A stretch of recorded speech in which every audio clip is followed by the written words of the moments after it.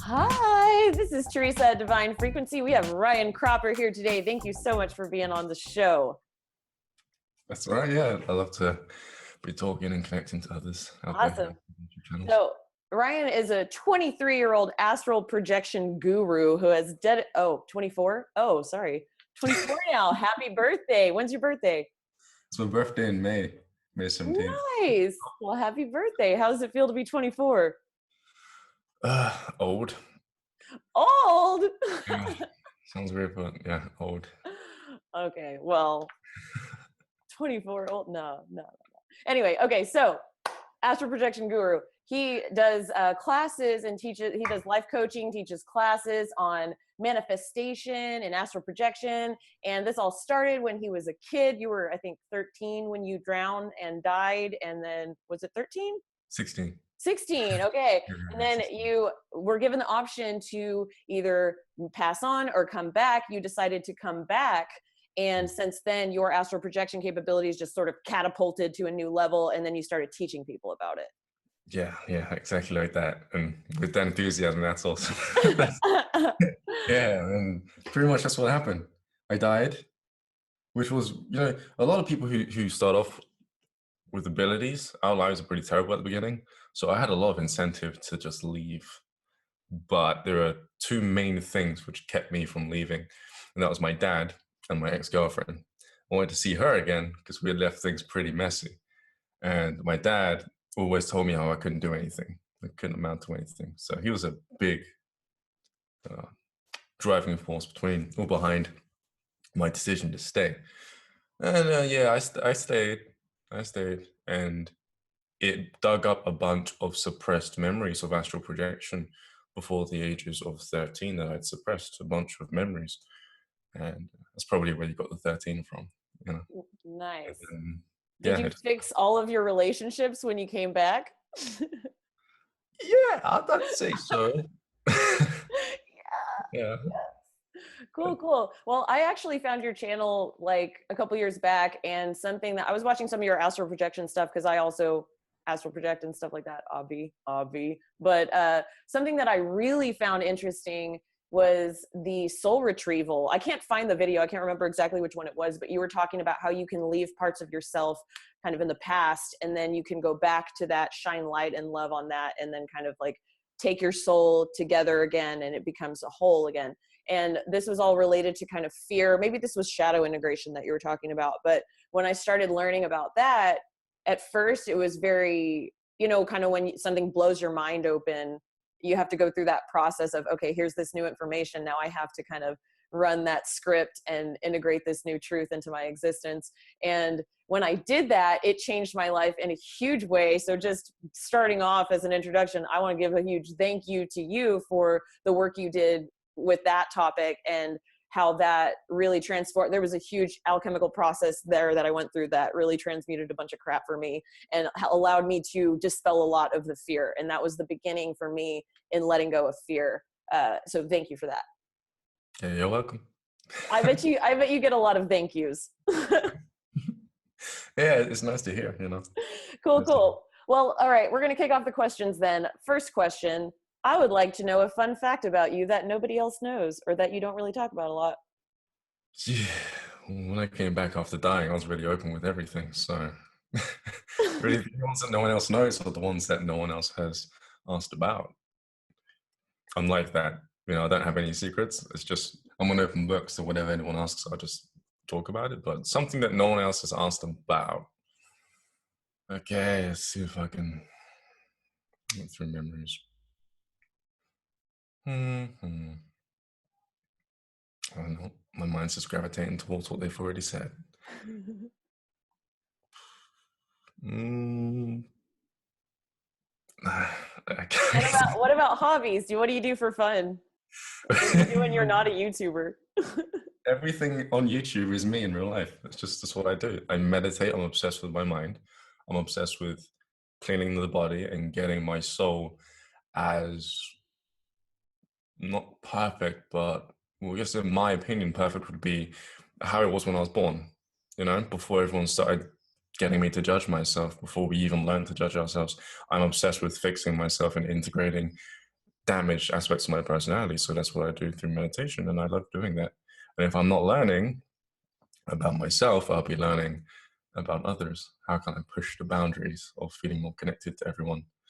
Um, yeah, that's Well, that's a great answer to something, right? No, I think it's funny that you say that you're an open book, because in my experience, that's like a very common thing for us YouTubers to say. You sort of have to be an open book. Otherwise, like, what? Like, you can't really have anything to hide, because you're very, like, when you're a YouTuber or when you're a public figure, all of that, everything is kind of stripped away and you can't really like hide behind anything. So that's sort of like an important quality, I would say, where it's like, oh, I don't know, nothing to lie about, whatever. yeah, nothing. So, okay, this is a question that I've been coming into. I've had a lot of synchronicity in the last week talking to people that I'm going to have on my podcast. And something that I find with public figures is that they talk a lot about concepts that they're teaching. So you probably talk a lot about astral projection and all of the, manifestation, things like that, because people have a lot of questions for you. You know a lot about it, so that's what you have to talk about. But there are probably things that you find really interesting that you don't really get to talk about that much, because people are asking you questions that you're like, it's sort of the same questions over and over a little bit. Like, what are some of those things that you're passionate about that you would love to talk about, but you don't really get a chance to? Exactly. That's one of the reasons I think why my channel isn't doing as well as I'd like it to. Because, I can make a video that'll easily get thousands and thousands of views, but I'd feel pretty dead inside because it's not on the topic that I'm currently involved in. And I can't do that as a YouTuber. I can't, I wouldn't even call myself a YouTuber, because a lot of YouTubers deliberately do that. You know, I'm, I don't like that. So I have to talk about what I'm doing. And every now and then I'll just make videos and not release them just so that I can vent. So my computer is like an archive of things which no one's ever seen, probably even heard of before, you know? Wow. And yeah, but there's a lot of things I like doing. There's one, and even then, like, it takes me ages to kind of put it into English, because the meditations I do now aren't the simple meditations where you just clear your mind. Now they're very complicated. They deal with sacred geometry, learning how to decode sacred geometry, learning how to put yourself in a state where you can remember the original language of the universe. It's like a vibration. It's more of a feeling rather than speaking. Speaking is like a twisted version of how we're supposed to communicate. So I like to deal with a lot of harmonics. I love to speak about how the body is more like a tuning fork. If anything, it's like a big organ, and it's got all these little organs inside, and your thoughts literally resonate a specific organ to create a certain frequency. And even words, it's all one big complex structure which alters your mind drastically. But to put everything that I know that I'm doing right now that I'm not sharing, because I know it's going to go way over people's heads, I'll have to sit with that for, it feels like a year, and really make it plain English and then put it out there. And even then, they may not be interested in it because they want to know about lucid dreaming, or they want to know about astral projection. Yeah. And it's like, there's so much more important things out there which we could do, but no one's interested, which is a shame. So if you see all of the little humans on the planet as tuning forks, how are those tuning forks connected to each other? A bigger organ. So we're Like all, symphony. what about the Earth? Is the Earth a big tuning fork too? The Earth, what's inside the Earth, the other planets. If you're really into the subtle energies, you can feel everything, all of that jazz. It's all one big orchestra. And there's actually meditations you can do where you sit there and your heart rate slows way down. And first you're just hearing the obviously the obvious beat of your heart.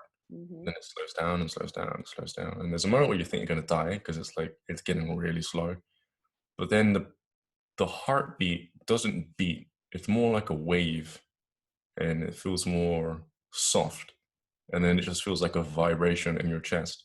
And then the whole body just goes silent. And then you start to feel like a hertz frequency, go whoa, whoa, whoa in the body. The whole thing is vibrating like a frequency. And that only happens when you're meditating with me anyway. It happened when I was on the ground. I was sat on the ground, and I just tuned into the planet, and I could feel the Earth had a similar frequency to it. Now I've heard about this, but to hear about it and to actually know it through an experience are two different things. Are you talking about the Schumann resonance? Is that what they call it? Yeah. Most likely, then, That's yeah. really cool. Yeah. Um, well, I think that that would be an interesting video, and I would watch that video. That actually is the concept that, for lack of a better word, or maybe this is the best word, resonated with me in the beginning when I started my YouTube channel, which is why I named it Divine Frequency, because I thought that was such a cool thought when you start tapping into meditation and meditating with the earth and connecting to that, because it's the biggest, that's our, what we're connected to, that's what we stand on, that we're an organism that's all interconnected through the earth, from the earth to the earth, and it expands outward. And people that start to, I think people start to get that as they start to meditate. So I think that's really interesting. And I encourage you to do more videos of the woo-woo stuff that you think people won't get. You never know until you try. Maybe you'll get a bunch of people coming out of the woodworks like, yes, Thank you. yes. I hope so. That'd be Cool. cool.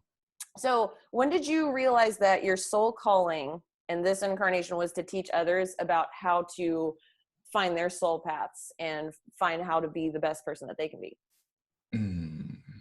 Well, I became aware of it, when it, like, the light bulb went off, when I noticed the effect it had on people's lives. That was when I was in my late teens. But unconsciously, I ended up doing it like straight from the start. Like my earliest memory of me helping some friends out, always with relationship issues. That was a big one. Friend had just broken up with his girlfriend. I'd sit down, and because I was really quiet in school, I had a lot of anxiety. No one could speak to me because I made them feel awkward, and they made me feel really awkward. So I had to go over anxiety, play with my consciousness. But no one would speak to me, and that was kind of like a fail safe. So you could speak to Ryan and just give him everything that you're thinking about, and he won't tell anyone because he's not going to speak to anyone, I became like a Pandora's box. Everyone with issues, I'd be sat on the steps outside school eating some food. They'll just come down and start spilling their worries, and I'll give them advice, and they'll walk away. I'll make good friends, but yeah, it just kind of escalated from there. And then the topics changed. The more I started to see through people, the more I started to understand people, the more I started to understand myself through meditation, the more I could really understand about people, so I could help them on deeper levels. And it aligned with my soul's calling in a way, what I really wanted to do, my main mission, which was to integrate everything and to fix myself. So their issues were, oh, I'm having issues with this part of myself. It wants to do one thing, but I want to do this thing. I'm like, okay, so you're split here and here and here. This is how you're going to do it. If you do these meditations, this is what's going to happen. This is how you're going to fix yourself. This is what I did. So it's kind of just all fallen into place. And that's what I mean by now it's really, the light bulb's really gone off. I've really understood what I'm doing. I'm just basically helping others that are like me, another aspect of me, who are fractured, like a very deep, traumatic type of schizophrenia. And I'm just helping them out the way I know how to help myself out. And it just so happened to be spiritual, just so happened to be with the mind, and it just so happened to deal with lucid dreaming, astral projection, memory regression, and integration and manifestation, all that good stuff that everyone wants to know about. When you So started to move into that energetic space, when did you start like attracting people you didn't know? Because that for me was something that happened. It was like you do this with all the people you know, and then at some point you see that switch where that law of attraction kicks in, and you're actually manifesting people into your field that you don't even know, and they're coming up to you. And it always starts with me with, they say, do I know you from somewhere? Or you look really familiar. Or and then I always know when someone comes up and says that to me that we're going to have some really long drawn out conversation about something very close to them. And that happens to me a lot with people I don't even know. Do you have a similar experience? Like, I know you attract a lot of people that you don't know that have questions. Like, when did that start for you? it started for me when I got over my main issue, which was anxiety. speaking to people. My first video was terrible, and I wish I would have kept it because I wasn't even looking at the camera. But yeah, as soon as I decided to tell everyone about my secrets at the time, that's when I was really withdrawn, and I had a lot of secrets. I remember listening to One Republic, and he has a song giving all my secrets away, something like that. I'm paraphrasing, but that really inspired me. I just thought, the hell with it. And I just started to talk about who I was, what I was interested in, and all of a sudden the emails started rolling in and the friend requests started happening. And then I was like, oh, I can't show these new people my old life on Facebook because I was pretty crazy when I was growing up. I was very confused. I was going out, getting drunk, doing all this stuff. And there was pictures of me just hammered on there. And I was like, well, I know how people are. They're going to judge like crazy. So I have to do something about this. Not only that, but I wasn't really liking the way I was looking or portrayed, my character was portrayed. So I deleted my Facebook, a long time coming. When you post something and you just get no likes because no one in your friends list really gives a, they really don't care. They're just more like stalkers. Like they knew you from school, now they're wondering, but they don't really want to speak to you. I had loads of people like that on Facebook. So I wouldn't class them as friends. So if they're not going to be around, I shouldn't really involve myself with them. So I just deleted my Facebook. I got rid of it permanently and I started a new one. And the new one was just dedicated towards people who have the same things in common with me. And we're also open. And I just kept that going. But that's the only time I actually started attracting people like me was when I opened my mouth. Otherwise, no one knew anything about me. And then Yeah. the sudden Ryan up the road, he leaves his body, sees all these entities and shadow beings. I lost a lot of friends because of that. Freaking out. They're But like, no, I don't want to think about this. No, Ryan, bye, delete. yeah, I had one friend. He came upstairs, and I thought I could tell him. Childhood friends. Nope. I told him. He scared because he was into the Quran, and he said, "I need to go to use your loo." He went to the toilet, looked out the window. He went outside and went home. And I didn't see him for months. I actually had to go and see him because he was avoiding me. So I was like, okay, cool. I guess you're not really my friend. The friends are the ones who stick with you whilst you're changing. I've only actually got like 2 or 3 of those. He climbed out the window and left. No, he said I need to go to the toilet. He went to the toilet. I looked out the window because I heard him go into the toilet and come back out. He went downstairs and outside so I can see him through the window. I thought you meant he climbed out the window and Oh, left. no, yeah, He's like, I'm out of here. This guy's crazy. Okay, that makes a lot more sense. yeah. The story would have been a lot funnier if he had climbed out the window. I think you should change the story and tell it that way. Like a ninja. Yeah, like a ninja. Yeah, it's funny. I had the same experience once I started talking about aliens. I released a video about the Rendlesham Forest incident, and as soon as I just started talking about aliens on my YouTube channel, it was like all of a sudden I started attracting a bunch of people like me. And on Facebook, I opened my Facebook up to whoever wanted to, usually I kept it really tight, but then I kind of turned it over and then opened it up and started accepting friend requests. And what I found was my news feed became really cool because I'm like, hey, these people are like interested in the same stuff I'm interested in. And I started attracting my tribe, like vibrating out the people that didn't really like resonate with what I was talking about, and then letting in a lot of other really cool people. So that happened quickly too. It happens like overnight. It's fun. Awesome. That's one thing I need to do. Start talking about aliens. But Oh yeah. yeah. Step into my office. So do you know about the Rendlesham Forest incident? No. Okay, you should look it up. Okay, we'll talk about this later. This is like not time for that. But it happened in the UK. Like it happened in Suffolk, England in 1980. And my family actually lived there when it happened. So that's like the beginning of like my story starts there. And so I was interested if you knew about it because you're there in England. So it's like, but anyway. The only alien stuff I know about is contact that I've had because I wanted to have it. And weird things started happening. Okay, so that's actually one of my questions. So we'll just jump into that. Tell us about that. And I wanted to see aliens because I kept, like you said, you attract people who are open to this kind of thing. And I attracted somebody who talked about it with me over the phone. So I was like, you know what? I'm seeing all of these entities and things that go way outside of people's imagination because they just think of entities like demons or ghosts. Demons and ghosts, as they know it, makes up like 0.00001% of what you'll see in the astrals. It's wow, like wow. So I'm thinking, okay, I want something different, a little bit more physical. I want to see some aliens.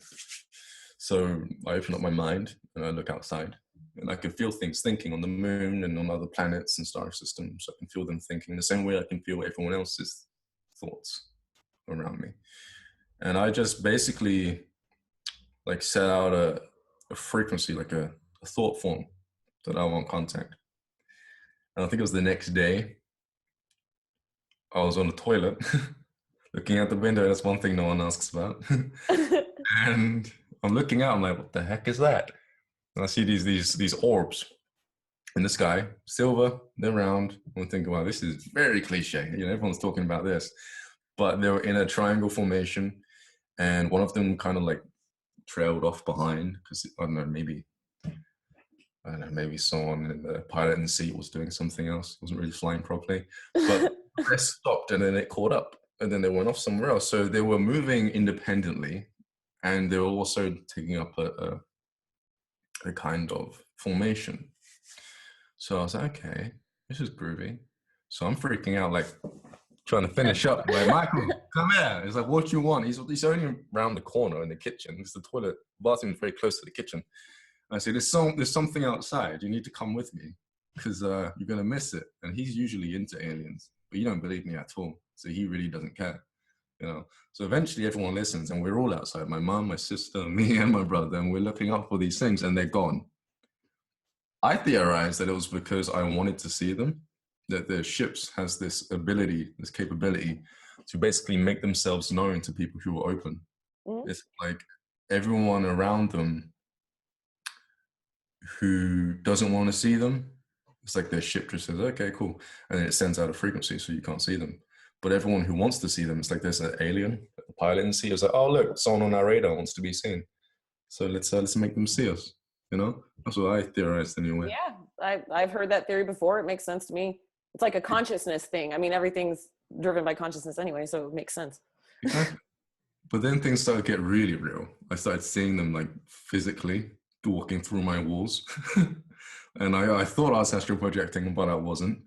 And I'm waiting to go back into my body. I'm like, wait a second, I'm still here. Like pinching myself, and I go outside, talk to my brother. He's like, yeah, you're pretty much awake. You're not dreaming. I'm like, oh, okay, cool. And in the astrals, I start seeing them as well. And those orbs coming through your walls? Oh no, like physical beings. What do they look like? Tall whites and short brown aliens. And they were shapeshifters. They can change form.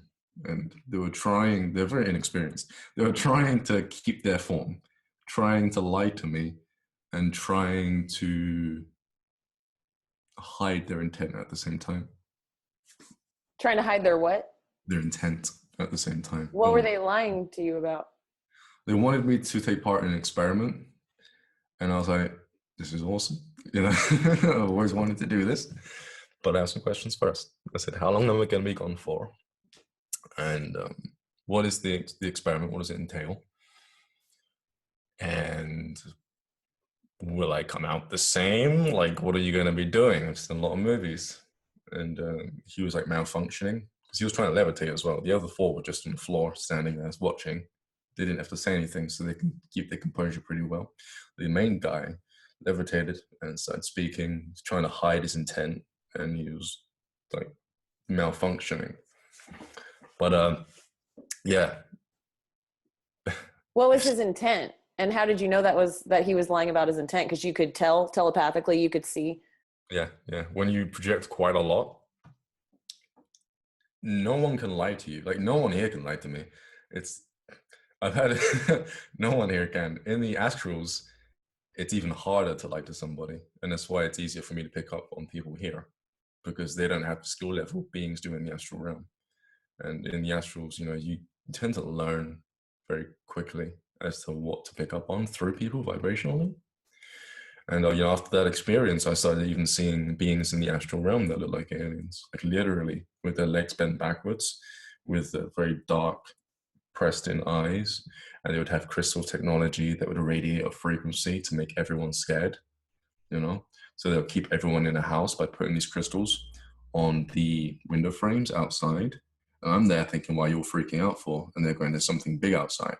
So I go outside and I see these crystals and the aliens just run, you know? So people would call that fourth. I've heard of people calling that the fourth density, Mhm. where they're just out of sight, you know, but they're still interacting. Yeah. Um, yeah, it just skyrocketed once I wanted to open myself up to that kind of thing. And then it closed off. Interesting. Because you chose to have it close off. You were like, okay, I'm done with this. Not really. I just You moved on. moved on, yeah, to Yeah. other things. Yeah. Cool. That's interesting. Well, what were their intentions then? You said that you could see through it. Like, was it? Oh, they wanted me to basically, what's it? You know, you've heard about the breeding program, right? Yeah. They wanted me to do that with the tall white. Okay. So he was trying his hardest to not tell me. But, you know, it's like, really? It's not like they're going to chop me up and everything. Yeah. But for some reason, they feel the need to lie quite a bit. I know of quite a few people who wouldn't mind and having little kids out there, that little hybrids. But for some reason, they feel the need to lie. And there are some stories out there which are pretty graphic online. And some Yeah. people really hate that kind of program.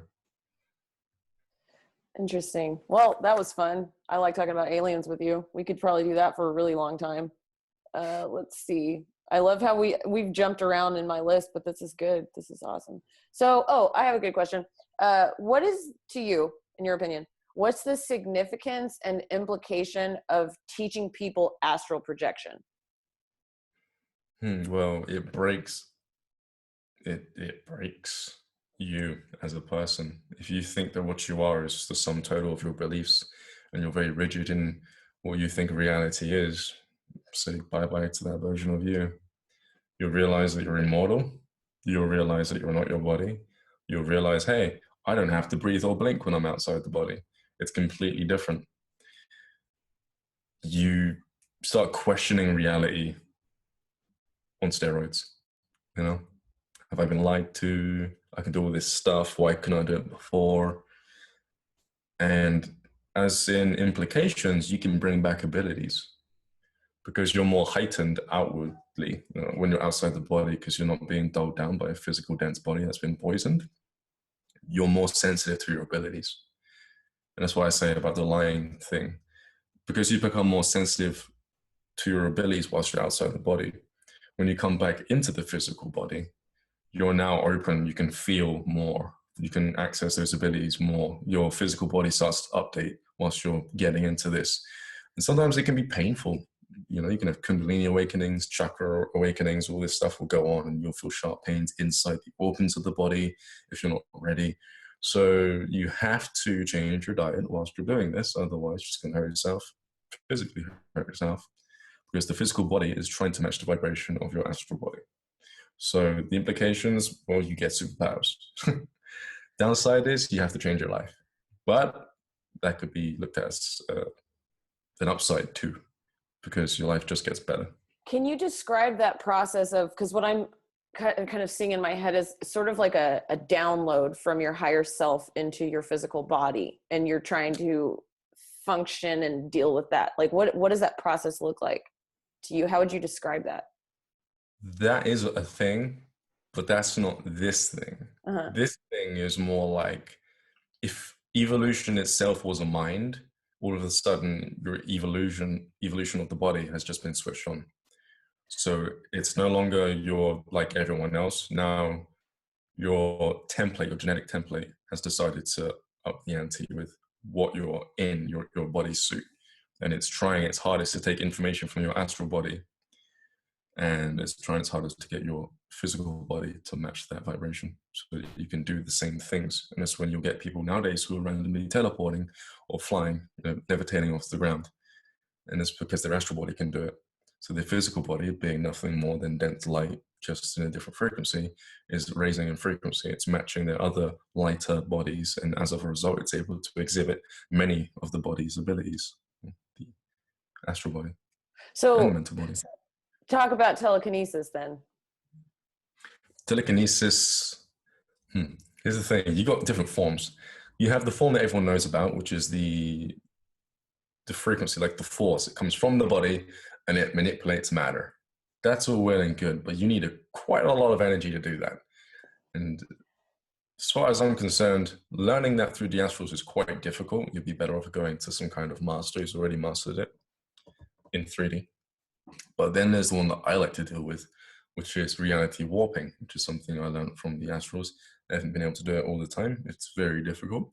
It deals with you being very aware and lucid in 3D. When you get so lucid in a dream, you can maneuver things, you can manipulate people. Same thing here. You become so lucid here, you're not only connected to everyone, but every object. You can make it think. You can change structure of water, but you can go way further than that. And to you, it would seem like reality is literally bending, shifting. It's kind of like that scene out of The Matrix when she got the spoon and it says, what's it? You'll realize that it's not the spoon that bends, but it's your mind. That is what happens when you start shifting reality in this way and become really lucid. You're trying to bend the spoon and it's stretching and shrinking, and you're trying to move something on the table, but the whole table's moving. And it's like, okay, I'm going to stop because I'm feeling a bit sick. But yeah, that kind of thing. I like that form of telekinesis better because it just seems more exciting, you know. What was one of your favorite experiments that you did with it? When my glass table just went and just bent in, and my my keypad just like warped and moved away from my hand, and I was like, "What the heck?" I recorded it, and on the camera, nothing happened. But it's more of an objective experience. It's whatever you're perceiving. And then I got really like into it, and I thought, wow, if reality is nothing more than what we're perceiving, then who's right or wrong at the end of the day?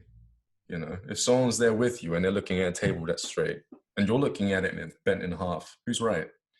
If what you believe is making it bend and what they believe is making it flat, then what if it's not flat or bent? What if it's just energy and what we're seeing is what's creating reality itself?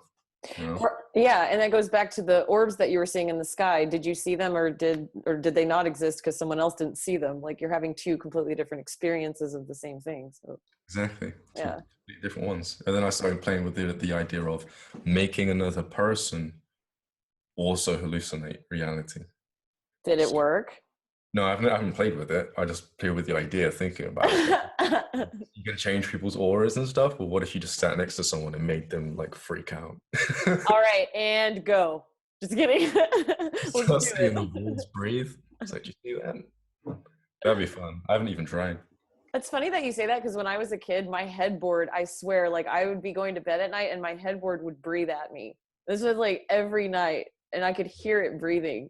I don't know. This just reminded me of that. Freaked me When out. you're on DMT, the room actually starts to change. You start to see consciousness behind reality. And if you're in a room with someone who's not on DMT, they're not going to see the walls breathe, but you will, and you'll know they're alive. So it's all just a matter of perception. I've never done DMT. Sounds awesome though. Oh, you're missing out. Do you have a YouTube video on that experience? I bet you do. Yeah, I'll have to watch that. Mushroom one as well. Nice. Did you take a video while you were on mushrooms? I wanted to, but when I was on mushrooms, I played the parent role and took everyone's phone away from them once I realized what I had just done. Nice. Yeah. So when you started tapping into what I call source field, but a lot of people call it different things, but when you started tapping into that, and you started to really get it, Hmm. and it changed your life, how did this start to affect your relationships with your family, like your close family and close friends? It made sense of a lot of things, you know, why I felt connected to members of the family, members of my friends, and even friends as if they were family. But I've always known deep down as a child that they weren't really my family. And it may sound really mean, but I can't change that, you know. I look at them as my family as a part of this experience, and it's nice, you know. I love them all the same. Nothing's changed in that sense. It's just For a very long time, I used to go outside and stare at the stars and feel like something out there was more important than what I'm dealing with here.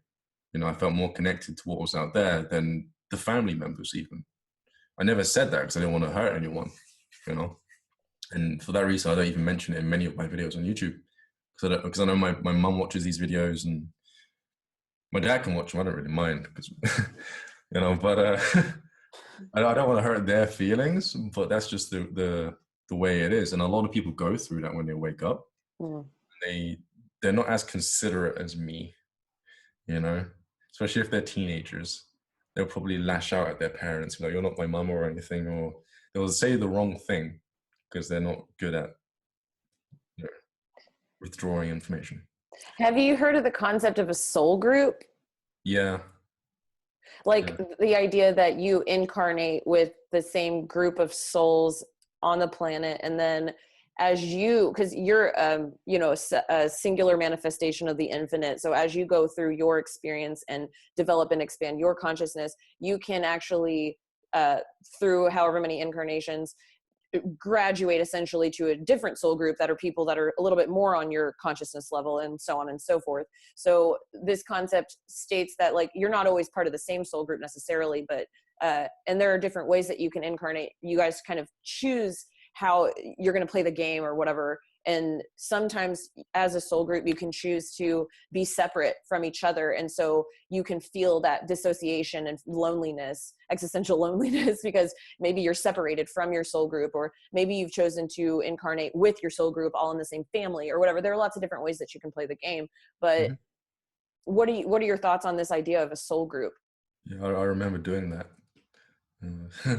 When you start with not astral projection, that's not how I remembered. I remembered with the memory regression. I remembered making choices before I incarnated with a group of beings. Some stayed and some are watching. And I remembered where we came from, not the name, but the vibrational frequency. I could Mm-hmm. still through astral projection.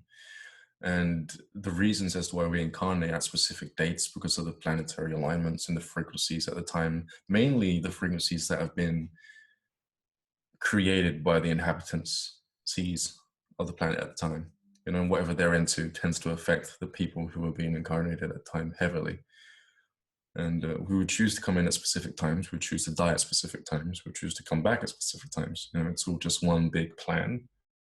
But yeah, I mean that's pretty cool. I've noticed some of them are or was in school, high school, only a couple, and they're the three friends that I talked about that don't really change.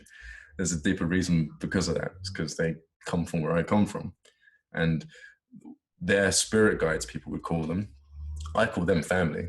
You know, they're aspects of source that exist in a dimension or one of the first levels of reality where source itself started experiencing um, itself as a separate part of itself. You know, duality concepts. Mm-hmm.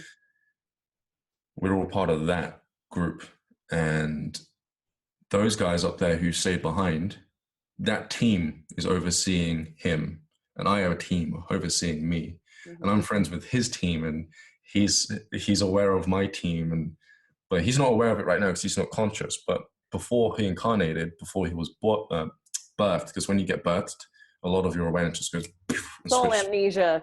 yeah, straight away. And he's got a huge amnesia. He doesn't know it, but because we're so connected, I can make quite drastic changes in his life. Him and the other one, I can manipulate their realities really easy.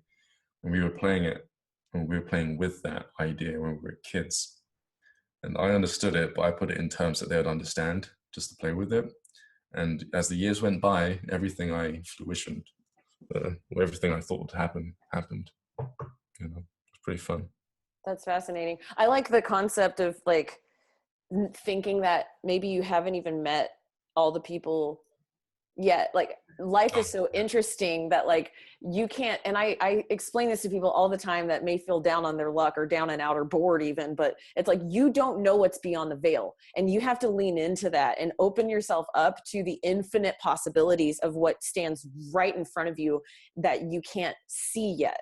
Like you Mm. can be bringing things and people and experiences into your field all the time. You literally are.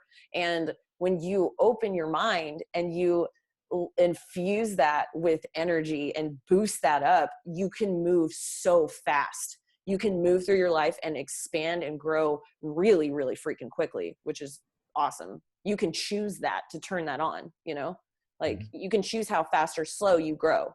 And for me in this incarnation, I know that I've always felt that I don't have very much time. And I don't know if that's because of like a previous reincarnation where like I died young, but I just have always felt from a small child, I don't have very much time on this planet. I have a lot of work to do. And so that's why for me, I've always moved forward really quickly. I've always been like, okay, I look around me and I'm like, this isn't what I'm supposed to be doing. Burn it down. I'm a queen of the bridge burning ceremony where it's like, this is not where I want to be. I need to be doing something bigger. And it's just keep going, keep propelling that forward. So, and I think it's interesting to hear people's different stories about what they are feeling is their soul purpose, like being really tapped into that. Like, so your soul purpose is to teach. Like what else? Like, can you explain, like when you talk to people, when you give them kind of an elevator pitch of like what your soul purpose is in this life, what is that? What does that look like? Huh? Just myself. That's it, really. It's not. I wouldn't even say it was to teach, because all that I'm doing is being me, and people are asking questions, and I'm answering them. That's it. I haven't set up like I'm going to teach everyone this. I'm going to do so much, give so much of myself, because I'm really not deliberately giving out much of myself. I'm just being me, focusing on growing, and people are asking me how I'm doing it, and through that, I've ended up teaching them how I'm doing it, you know? So my sole purpose is rooted in me getting as close to originality as possible. And that goes beyond human recognition of originality. It's more of a soul originality, what you are and how you can bring that into this world. So that, I believe you just expanded up from my question into what everyone's soul purpose is, because how you articulated that is really like everyone's soul purpose is to access that main pinpoint of originality that's them, and doing what it is that they're supposed to be doing, connecting to what it is and who they are, and letting that emanate out and connecting to that. So yeah, I mean, like that's an even better, that's like a step up. And you don't even really want to, I guess, define or put a word on what you are, right? Because then you've now categorized yourself and almost pigeonholed yourself into a box, and don't want to do that, right? Well, I can't do that. I mean, I used to get like that. I can't do that, can't define myself. But now, even if I wanted to, I wouldn't be able to. Because it's like once you see the truth, you can't unsee it. It's just, you can try, but you'll be lying to yourself. Well, and like when you change so much, when you're constantly changing and you're looking at the person that you were a few minutes ago and you're like, wow, I don't even know, I don't even recognize that person anymore. Like it's so fun. And then you realize you're unboundless, and you just kind of, I call it tumbling through the ether is the concept I use, because that's all we're really doing is just floating through, tumbling through the ether. Like I see everything through energy. And so when you see it that way, you're just kind of like, you're responding and reacting and attracting and just kind of floating through. I know it's kind of ethereal, but ethereal. Yeah, it's like just going along with the motion. Huh? Yeah.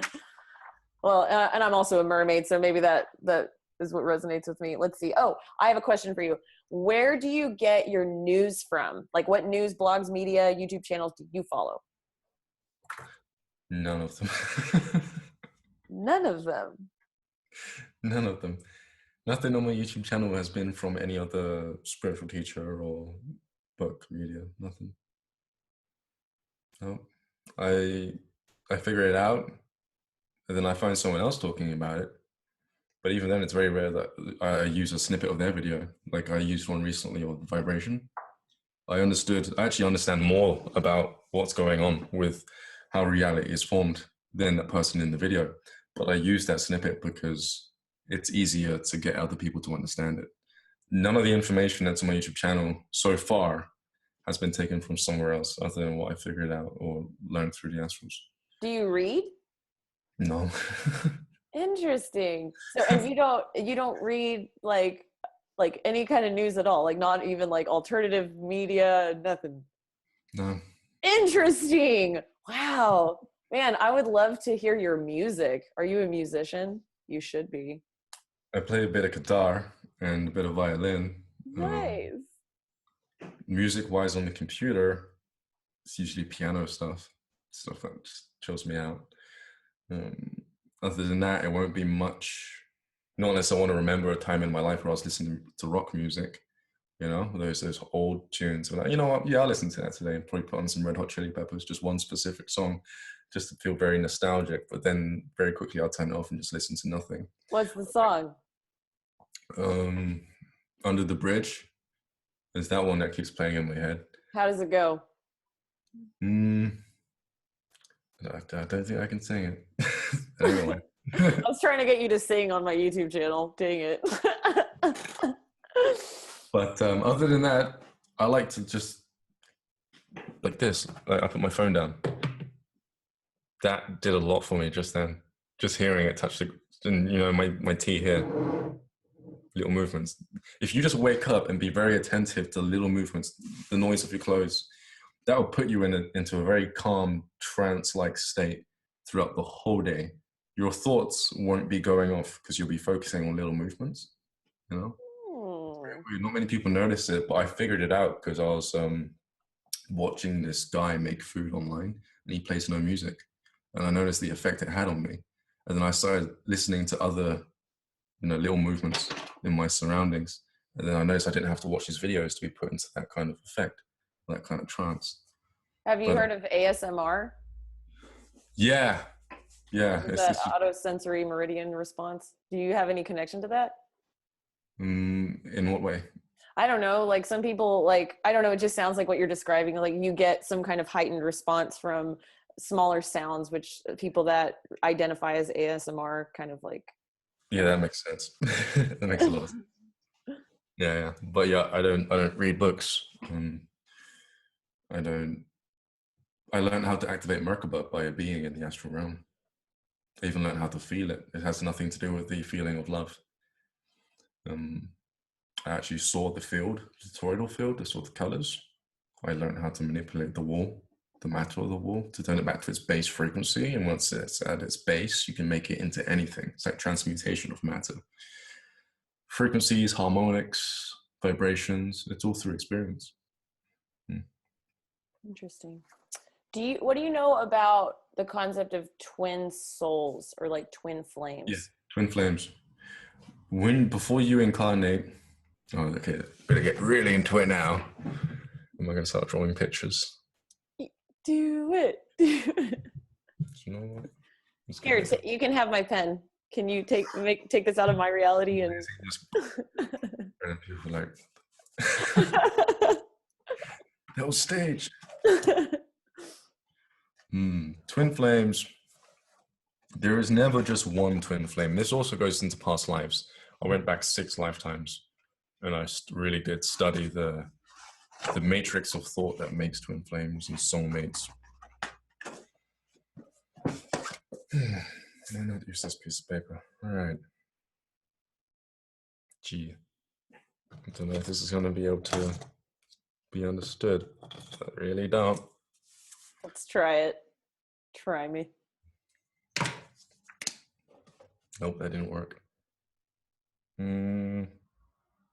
Nope, didn't work. I'm like going rapidly through my head, different diagrams to do it. It's like a supercomputer. Oh, okay, yeah, that works. I need a yellow though. You could probably talk to the the subs while I'm doing this. Hey guys, how's it going? Teresa and Ryan here. I'm going to talk a bit about Ryan's website. I'm going to do the plug for him. RyanCropper.com. I'm pulling it up right now. I know there's a video on it that's going to start talking at me. Then I'm going to pause. Yeah, you can mute your computer. Online courses. Check this out. He's got all kinds of stuff. This is cool. A free available download. PDF on how to have an ego death without using drugs. Manifestation courses, astral projection courses, memory mastery. I need that one because I have a horrible memory. Let's see. Also Skype consultations. What up? That's cool. How to astral project in 10 steps. Legit. How often do you do your podcasts? Not that often. I should probably start doing it now because it's one of those things. I stopped doing it because the place I was living at before I lived on my own, my brother lived underneath me and he played a lot of music, so I couldn't make podcasts. But now that I've got this cool microphone, I probably should start picking it up again. That's cool. This is a cool diagram. This makes a lot of sense. Oh, I'm excited. I like diagrams. Oh, sweet. And Ryan's blog, he's got recipes, vegan recipes. Ooh, raw avocado chocolate mousse. Mm, sounds good. The lasagna was my favorite. No, actually, no, not the lasagna. The Chinese one was my favorite. Raw vegan cauliflower chicken bites. They were great. I realized chicken, really, you can just imitate the taste, because what you're tasting, really, what you're imitating is nothing more than flavors.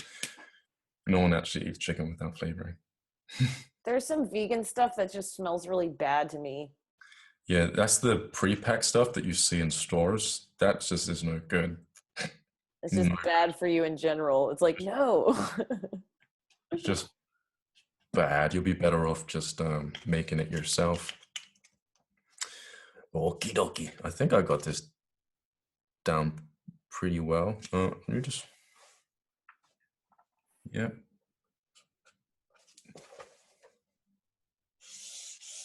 I think this will be the first time that I'm actually talking about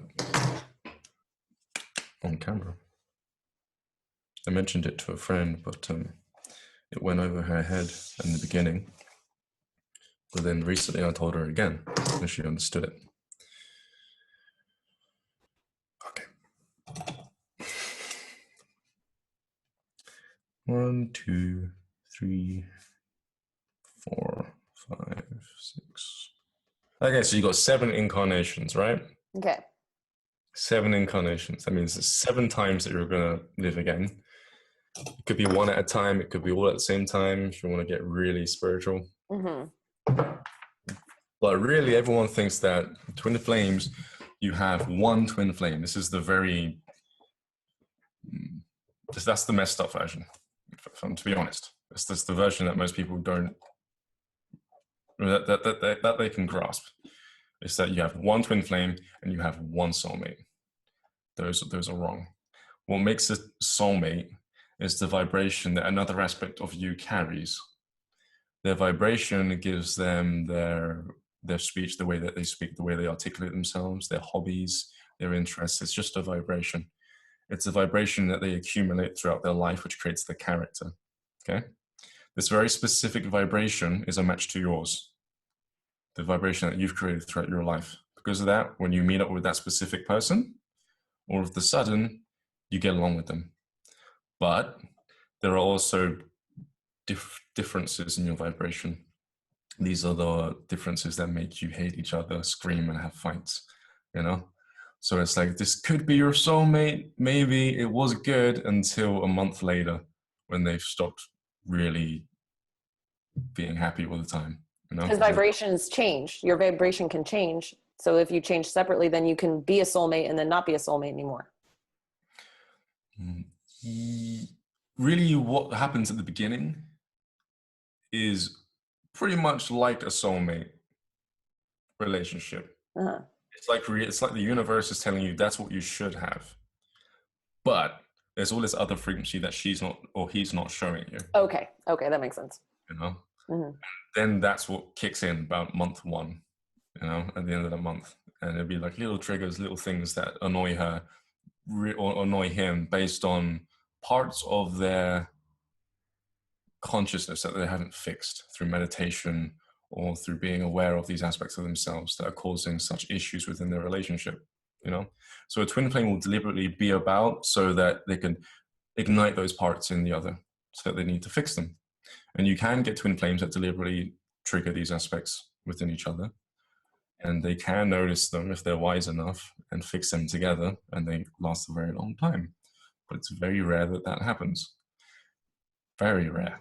You usually need to have a few twin flames for that to happen. But Everyone keeps saying, you just have one twin flame. And here's the thing. Right now, there's probably like a couple million people on this planet. Not million, maybe that's a bit too much. A couple of 100,000s of people on this planet that have a twin flame vibration that's similar to yours. So say if you miss your chance to be with a twin flame and it's in your cards, it's in your life path to be with that vibrational frequency, not that person, it's the frequency, and you missed out on it, at some point within your life, you may be on holiday, you may be in another school or college, you may have transferred somewhere or moved house. You're going to bump into someone else, another aspect of you, another soul that is of the opposite sex or the same, depending on which way who has that frequency. And you're going to realize that, wait a second, they smile just like my ex, or they smile just like that girl I had a crush on, or they're into the same things. This is weird. And then you'll find yourself having the same problems with that one person, and it's like a looping effect. People call it like a karmic cycle. They're like, what's going on here? Repetition compulsion. Because they haven't fixed the problem. They haven't fixed what gets ignited in them when they come into contact with someone with not just some of the same frequency, but with an opposing frequency. They complement each other. They're not exactly the same. So the frequency has to be used with the other one in order for it to work, Yeah. So what you're describing is sort of like the twin flame is more like a concept. Like you can have multiple, it's something. I like the word that you use, ignite, because that goes right back to the word twin flame. And so if you conceptualize that and visualize that and what that looks like when you're starting out a relationship and you get to that point where maybe you're not on the same page, you can, or even before that, you have people that are going to challenge you. Maybe they're going to challenge this aspect of yourself and try to make you better. So a twin flame relationship, it's people that are trying to make the other person better and make themselves better through the process. Is that? Yeah. And sometimes it's not even on purpose. Sometimes they're challenging them, not to make them better, but to break them down, because they feel like they need to. And it's because of their programming. It's how they've been raised. But by trying to break them down, they actually do a lot of good. Yeah. And then it's like, oh, that completely backfired. I wonder why. Because it's supposed to backfire, Yeah, because you feel resistance in your life because there's something you're supposed to be working on. I don't see things as positive or negative experiences. I just see them as experiences and opportunities and how you're going to learn from that. So it's like a game. When something comes into your field, you've attracted something into your field and you look at it, it's like, okay, how am I going to handle this? What am I going to do to change myself, to lean into this and grow from it? And I think that from what you're describing, twin flames can help with that. They assist with that by breaking things down because they create resistance in your life. They shine light on something that you need to look at as part of yourself. And it dredges experience it up in you where it makes you now improve yourself. Exactly. Especially if you've got like this thing, or like maybe like twin flames don't even have to be sexual or boyfriend or girlfriend. They can be friends. They can be family members. Anyone that ignites anything in you. Like I can even go so far as saying it's an animal. Like animals can do it as well. They can just ignite something in you. It's the human condition to really condition the idea of twin flames around sex and gender. Yeah. It's all storytelling through media. But in this little diagram that I got here, which looks very complicated now, I'll put it up, something I'll start again. So like say you got 7 timelines, 7 incarnations, and you see how they're the same colors, like here and there. That represents the frequency of each individual. So say this could be a boyfriend, and the blue could be a best friend. The yellow could be like an uncle or an aunt. And they hold a frequency that you just keep coming into contact with. If you get incarnated again and you haven't learned anything from these experiences, from these people, if you haven't fixed what they've triggered in you, you just basically match another person that has the same frequency. They may look similar, but they won't be the same person. And it just keeps going and it just keeps going and going and going until eventually you incarnate and none of the same frequencies are there. But it takes a long time. If you're really aware of what's going on, you can do it in one lifetime. If you're not, you're gonna need a few. Right, because when you start learning about karmic cycles and reincarnation, it changes everything because you start realizing, oh, okay, so if I've had some experience that I didn't, and this is where it goes back to what I was saying, like positive, negative experiences, forget that. Just think of it as an experience, as a karmic cycle. Are you going to win? Are you going to pass or fail? And if you fail, you're going to have to try again. You think you can get away with something, you can't get away with anything. You're going to have to figure it out one way or another. You'll experience repetition compulsion again and again and again until you pass. And if you find even in one lifetime, if you have some concept that keeps hitting you over and over, I mean, I was robbed 3 times in like 5 years, 3 or 4 times in 5 years. And then I realized, oh, when I learned, this is like, I learned about karma, and I was like, I'm attracting this experience into my life. I am supposed to learn a lesson that I haven't learned yet. That's why this keeps happening to me. And when you look at life that way, you can learn faster, because it's like, wait a second, this is happening again. Why? What, the universe does funny things. It will test you and tease you But until even you then, grow up. the tests and the teas, it's like, those are very human terms of looking at it. Because from the universe's perspective, it's just helping you out. It doesn't know the difference. Really, there is no difference. Yeah. It's just a human perspective. Like you said, there's no good or no bad. Yeah. And with soulmates, there's that idea, it's been conditioned by humans, that you don't come in whole as is, which is it's wrong. You come in completely complete, and you just meet another aspect of yourself. That's it. And the thing is the other aspect is already fully complete. They've already stepped into themselves. They've already fixed with their they fixed their inner issues. Nothing bothers them. And if you've ever had someone who stepped into themselves attract a person who hasn't, or soulmate material, then that soul who's fully complete will trigger the crap out of that twin flame. That the person who stepped into themselves will be so calm all the time. Nothing's bothering them. They get what they want whenever they want. And they're really happy. And that one that hasn't done anything like that, just like their brain just breaks. What's going on? Why aren't you freaking out? You should be. Why aren't you doing this? Why aren't you doing that? Why aren't you adhering to these ideas, to these belief systems, these terrifying ways of looking at the world? It's because I passed that test ages ago, So when that soul meets someone else who's also passed, then what you get are 2 people that can actually spend time away from each other and still really love each other. It's like that best friend you have that you haven't spoken to in years. Then you bump into them, it's like no time has passed. You can find someone like that. That's when you get into like the unstoppable territory type relationship that you keep hearing about. But as long as you've got someone who's dependent on the other, because they have the idea that they're separate without each other, just mess, chaos, and mayhem happens. Yeah. Yeah. Interesting. Man. Wow. That is not at all what I expected as an answer to that question. And I'm super excited I asked it, because I've had a lot of people asking me recently about twin flames and soulmates. And I've been like researching online, not finding anything that resonates with me at all. I'm like, this doesn't make sense. This is stupid. Nope, that's not true. And then I'm like, you know what? I'm going to ask Ryan and see what he says. And I like your theory way better than all the stuff I'm reading.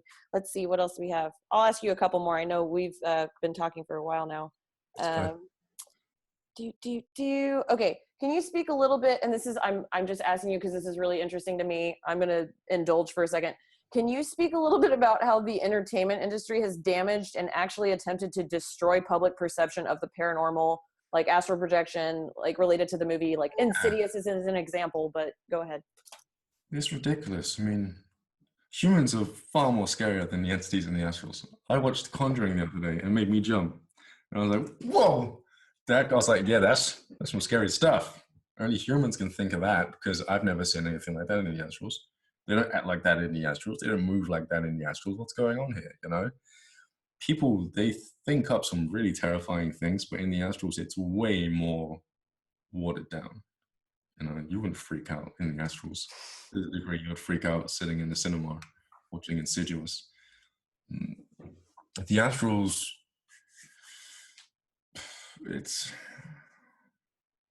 people believe too much what's on TV.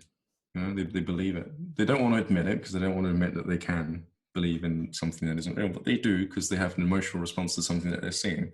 If they didn't believe in it, they wouldn't have an emotional response. They wouldn't freak out. It took me ages to decondition myself from movies because I had to study the art behind it, how they animated, how they acted. I used to watch a bunch of bloopers to really install the fact that it wasn't real, And the entertainment industry, they know what we're afraid of. and they know how to put that in image form, and they know how to really, say 2012, everyone started astral projecting. What's the best way to stop people from astral projecting? We'll make them afraid of it. Well, how can we do that? Well, let's interview a bunch of people who astral project. Find the aspects of the realms that are very true, that keep, the repeated answers. Mm-hmm. And let's twist it a little bit. These shadow beings, they just stand there and stare at you. Let's make them ugly. Let's make them so you only see them when you turn off the lights, and let's make them bend and throw people all over the place and twist up, and let's really terrify the crap out of the public, because it's going to get jump scares and it's going to make money. That's all they care about, is money and jump scares. And people are addicted to adrenaline rushes, so they actually want that. Yep. They want to see false information appearing real. That's just what they want. But those people can't, I wouldn't suggest those people to astral project. I say to a lot of people not to watch horror movies if you're going to get into astral projection, unless you know that they're not real. Yes. I can watch a horror movie. For a very long time, I didn't watch horror movies. I think last time I watched it was last week. But before then, it was years. I wouldn't touch them for 3 or 4 years. Not one horror movie. And if I did watch a horror movie, it'd be by accident because someone had it on. And I just saw a glimpse of it. I was like, okay, that's enough for me. And I went upstairs. But recently I started playing with them again just to see what the rest of the public are being exposed to. Yeah. In regards to astral projection and scary stuff and demons. Possession is a huge thing that's been shown nowadays. Mm-hmm. Here's what the subconscious mind does, okay? Say you're with a negative friend who's always moaning. If you spend enough time around that negative person, you're going to copy their voice internally. Now, when you've got an issue, you're going to moan just like them internally. So when you watch a horror movie about possession, and there's this person with this inner voice that keeps doubting themselves, that makes this really nasty, growling noise and stuff like that, the first thing your subconscious mind is going to do, it's going to mimic that person's voice, the entity's voice on your screen.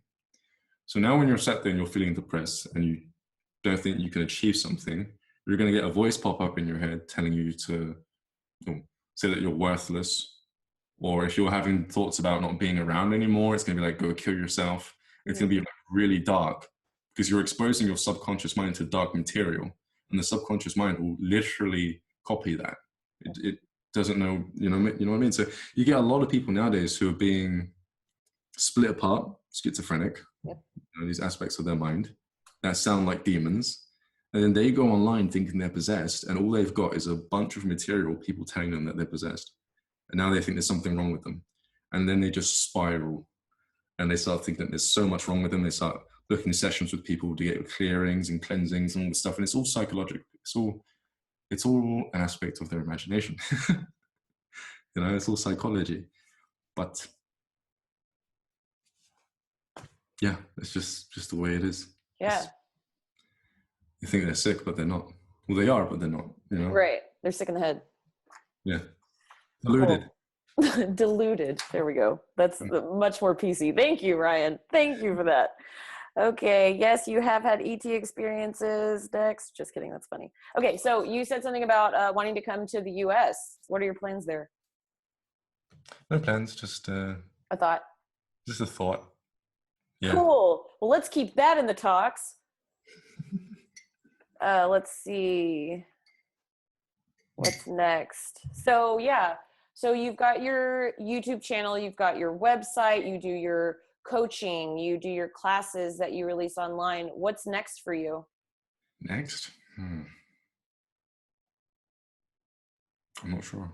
I don't think that far ahead. I guess however else other people speak to people, however else they help people, it would have to be centered around anything that I end up doing, I suppose. If I start traveling and I haven't got access to a computer, how else would anyone else help somebody out? It would just be that. Do you do public speaking? I have not attempted to. The last time I did that was on TV, like a program thing in the middle of London. And that's pretty cool because I got to give them a bit of spiritual advice. They wasn't expecting that at all. And yeah, that was it. Yeah, that was it. What did you say? I'm not really sure. Something to do with the youth nowadays, thinking that they can't get a job. Something about poverty. Okay. I was like, it's all a matter of perception, and I kind of went a bit too deep for them. You can really tell when their faces are like, They're like, they're looking away from the monitor of the screen, like what? that's But cool. You yeah, probably remember feeling like, yes, I'm gonna reach some people here. That's cool. Well, cool. That's really all I had. I mean, I have like a bunch of questions, but I mean, we've talked for a while. You're so cool. Thank you so much for like taking the time out of your busy schedule to come hang out with me and chat about cool stuff and get weird with me and talk about aliens and consciousness. yeah. Well, do you want to give a plug real quick? Talk about whatever. Plugs, plug. Yeah, like she said, I've got websites, I've got courses, I also hold sessions on Skype. They're on Skype. Sometimes I do them on Google. Recently, I've started doing them on WhatsApp because some people around the countries, they have their own specific preference. So depending on your preference, if you go over to ryancropper.com, which is awesome because I have my own name, I've always wanted that. But if you go over there, you have to click on online courses. When you hover the mouse over the online courses, a drop-down menu comes down and it says My Products. That's for students who have already brought things, so they can just go there and access the courses. But if you click on online products, pretty sure that's what it's called. My products. My Products. Wait, no, that's below it, right? Yeah, there's online courses, and then you hover, and then underneath that is my products. Yeah, it's online courses. You click on online courses, it'll open you up to a page full of trailers for courses and information about booking with me. And you just click on book now and it will come up with a box and you can send me details. So it goes straight to my personal email inbox. Yeah, that's pretty much it, other than my YouTube channel. And you can just find that by typing in Astral Projection or Ryan Cropper. Yes, and I will link, I'll link below, as you guys know, I will link to ryancropper.com and his YouTube channel. Make sure to subscribe and make sure that you subscribe to me for updates on cool interviews that I'm doing and podcasts and all kinds of cool stuff that's coming your way. And thank you so much, Ryan. And I look forward to talking to you more. And yeah. Rock on. Internet high five.